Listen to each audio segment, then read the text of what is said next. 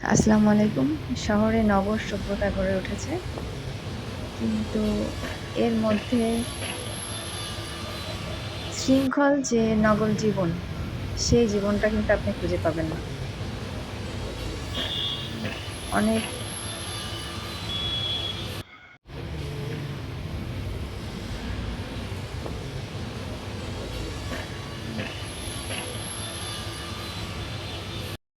অনেকটা অপরিকল্পিতভাবেই গড়ে উঠেছে আমাদের নগর জীবন।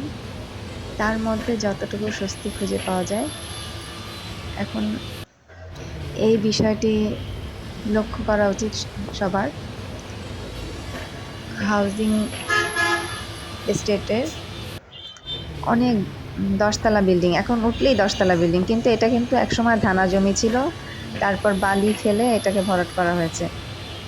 এবং সরকার যখন এটা মানুষের কাছে হস্তান্তর করেন, মাত্র ৩,০০০ টাকায় এখানে জনবসতি গড়ার জন্য উনি বিক্রি করেছিলেন সরকারের পক্ষ থেকে। বিক্রি বললেও ভুল হবে, আসলে লিজ দেওয়া হয়েছিল।